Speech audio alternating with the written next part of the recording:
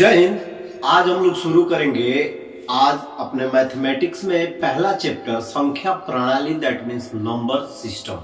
जी हाँ, आज हम लोग पढ़ेंगे, शुरुआत करेंगे नंबर सिस्टम की। तो पूरे बेसिक के साथ पढ़ेंगे ताकि जो भी मैथ से दूर भागते हैं, जिनको ऐसा लगता है कि मैथ बहुत कठिन सब्जेक्ट है, उनके लिए शुरू करेंगे हम कोई भी कॉम्पिटिटिव एग्जाम के लिए बेसिक के साथ। तो हमारा पहला जो चैप्टर है वो है संख्या प्रणाली। तो संख्या प्रणाली की बात करें तो चलिए कुछ हम लोग संख्याओं के, कुछ नंबरों के पोस्टमार्टम करेंगे, उसके बाद जानेंगे कि वो क्या होते हैं। तो इसमें सबसे पहले आता है, जब हम किसी भी संख्या प्रणाली की शुरुआत करते हैं तो पहला आता है प्रकृत संख्याएं।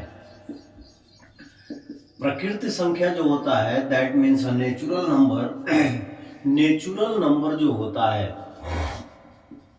किसे कहेंगे? सबसे पहले ये सवाल आता है कि नेचुरल नंबर है क्या। तो इस दुनिया में कोई भी वस्तु, या कहा जाए कि इस दुनिया में वस्तुओं की गणना जिन संख्याओं से की जाती है वो सब हो प्रकृत संख्याएं। यानी जो भी संख्याएं हैं जिनसे किसी वस्तुओं की गणना की जाती है, कितनी वस्तुएं हैं, कितने बैल हैं, कितनी गाय है, कितने आदमी हैं, कितने समूह हैं, तो उसमें जो भी संख्याएं आ जाए वो सब क्या होती हैं? वो प्रकृत संख्याएं होती हैं। तो मान के चलिए कि 1 2 3 4 5 6 7 8 इत्यादि। यानी जिन संख्याओं से किसी वस्तुओं का हम क्या करते हैं? गणना करते हैं, गिनते हैं, उन संख्याओं को क्या कहते हैं? प्रकृत संख्याएं कहते हैं।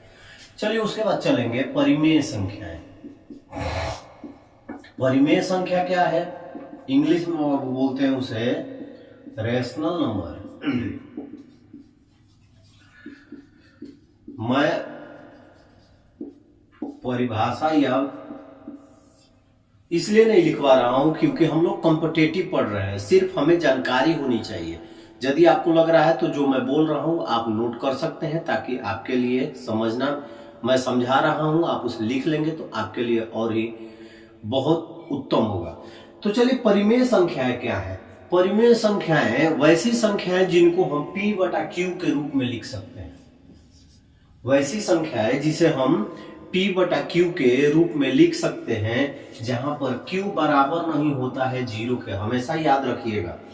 वैसी संख्याएं जिसे P बटा Q के रूप में लिखा जा सके, तथा Q जहां पर पूर्णांक संख्या हो और वो बराबर नहीं है 0 के। यदि Q बराबर हो जाए 0 के तो यहाँ पे उसका कोई वैल्यू नहीं रह जाएगा।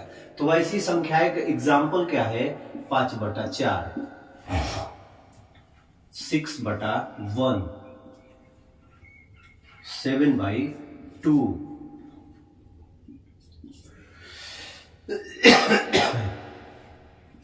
उसके बाद आगे चलेंगे तो आ जाता है -1, यानी पूर्णांक परिमेय संख्या है जिसे हम P बटा Q के रूप में लिख सकते हैं, उसे हम कहते हैं परिमेय संख्याएं। उसके बाद चलिए अपरिमेय संख्याएं।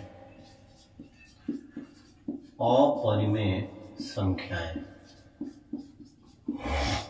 अपरिमेय संख्या क्या होता है? इरेशनल नंबर, जिसे इंग्लिश में कहते हैं इरेशनल नंबर।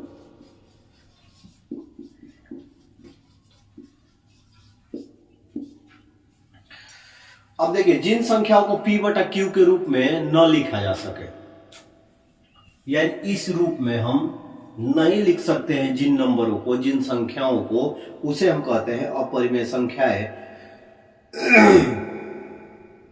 जैसे मान के चलिए कि हम कहते हैं जिसे P बटा Q के रूप में न लिखा जा सके, जहां पर Q बराबर नहीं है 0 के, और यहाँ पे जितने भी रूट हैं वो आ जाते हैं।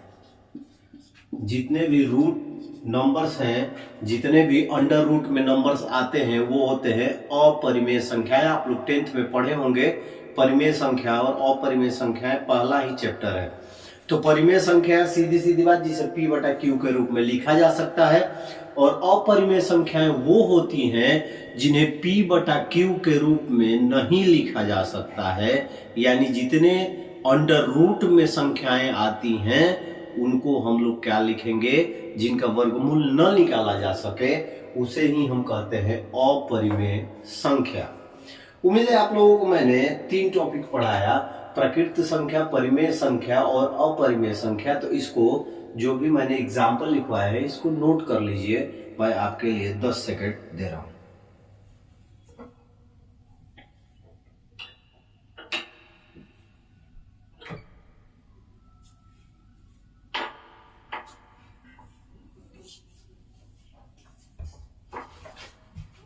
चलिए अब संख्या प्रणाली दैट मीन्स नंबर सिस्टम में जब आगे बढ़ेंगे तो हम अब देखेंगे सम संख्या, इवन नंबर, सम संख्या जिसे इंग्लिश में कहते हैं इवन नंबर।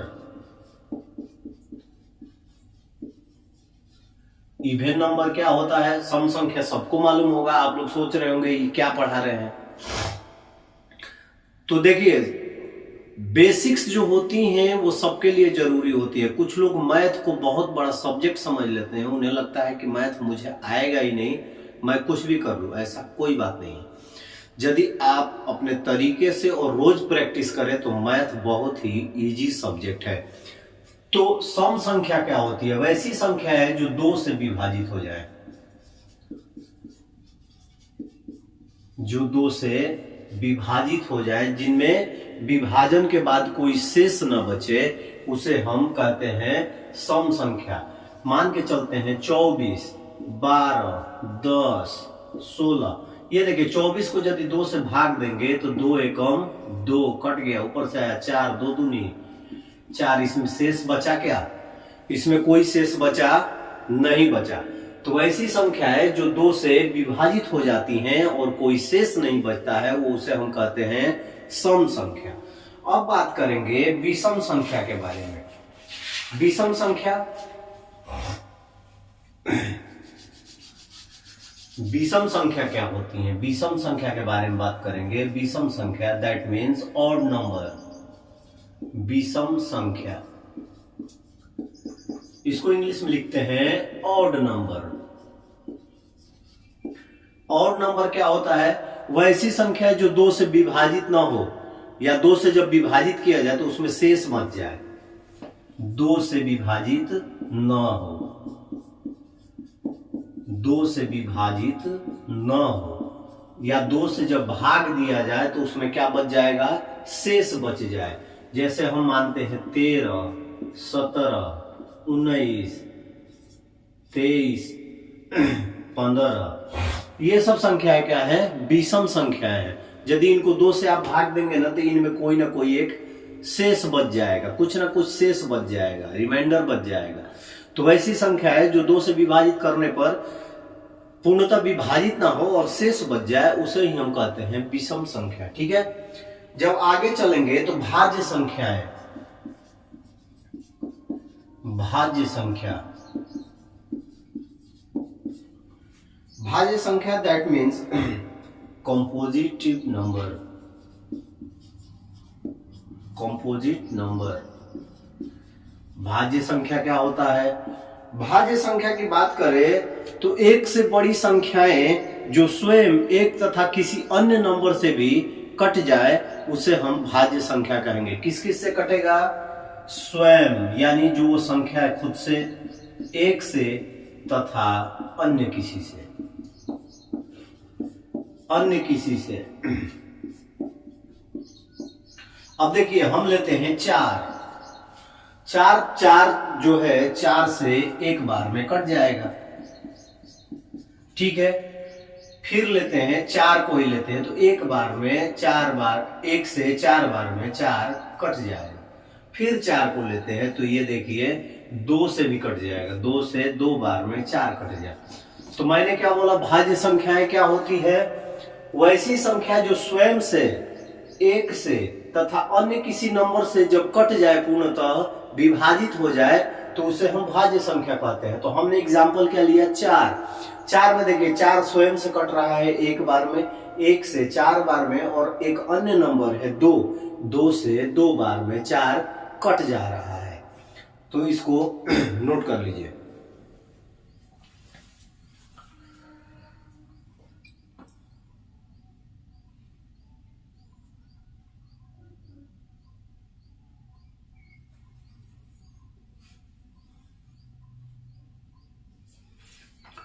हमने बात किया भाज्य संख्या की, अब चलिए बात करेंगे अभाज्य संख्या की। अभाज्य संख्या होता क्या है?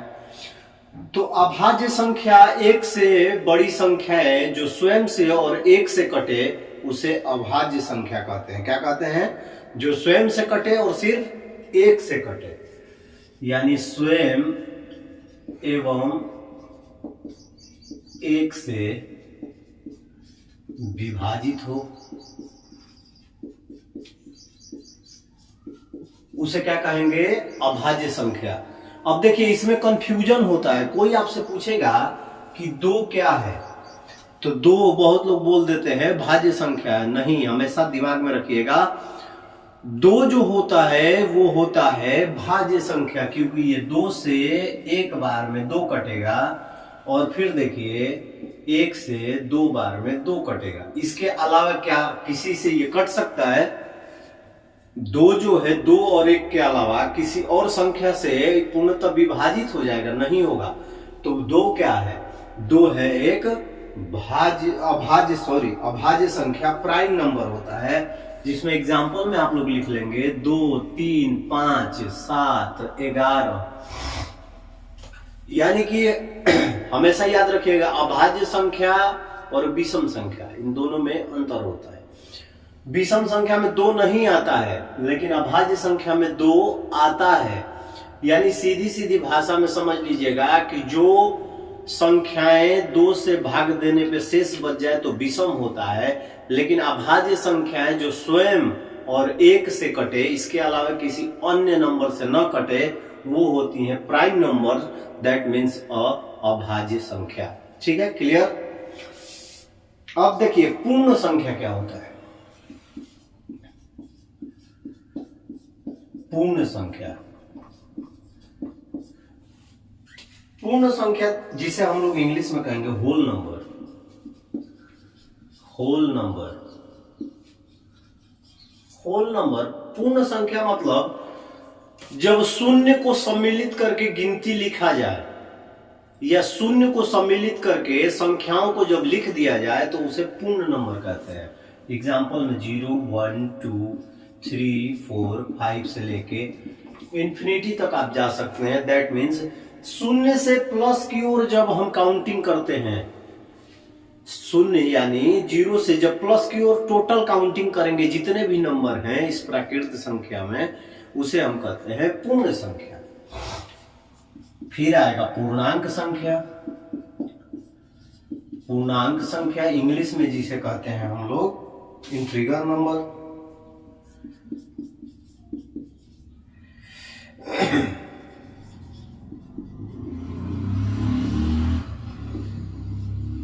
अब देखिए पूर्णांक संख्या क्या होता है। पूर्ण संख्या तो हमने जान लिया, शून्य से प्लस की ओर जब बढ़ेंगे। अब देखिए इसमें हम माइनस से प्लस की ओर जब बढ़ते हैं, -3, -2, -1, 0, 1, 2, 3, 4। अब इसमें आपको कुछ अंतर दिख रहा है पूर्ण और पूर्णांक में। इसमें हम प्लस की ओर शून्य से काउंट करते हैं, और इसमें हम माइनस से लेके प्लस की ओर जब जाते हैं तो ये होती है पूर्णांक संख्याएं। यानी कि माइनस से शुरुआत करते हैं, बीच में आता है शून्य, उसके बाद प्लस की ओर बढ़ते हैं, वैसी संख्याओं को इंटीजर नंबर यानी पूर्णांक संख्याएं कहा जाता है।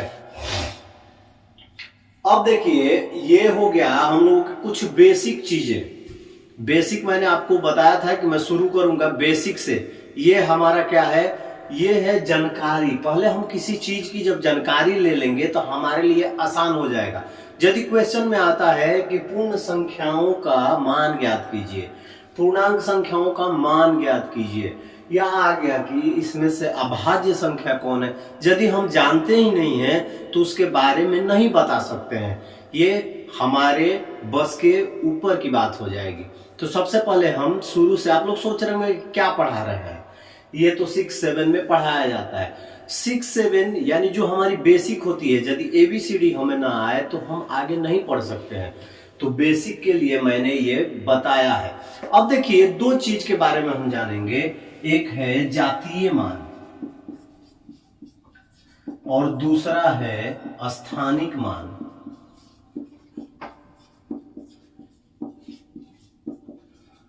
दोनों जो है वो दोनों में अंतर है। एक होता है प्लेस वैल्यू और दूसरा होता है इंट्रिंसिक वैल्यू। देखिए किसी यदि कोई, यहां पे मैं लेता हूं, हम लिखते हैं 125 और कोई आपसे पूछेगा कि 125 में 2 का जातीय मान क्या होगा, तो याद रखिएगा कोई भी संख्या है उसका जातीय मान कभी नहीं बदलता है, जितना है उतना ही रहेगा। तो जातीय मान यदि 125 में पूछा जाए कि जातीय मान क्या है, तो आप सीधे लिखेंगे 2। क्या लिखेंगे? 2। लेकिन अब यदि आपसे पूछा जाए कि 125 में 2 का स्थानीय मान, ये हो गया जातीय मान, जातीय मान, और ये हो गया स्थानीय मान।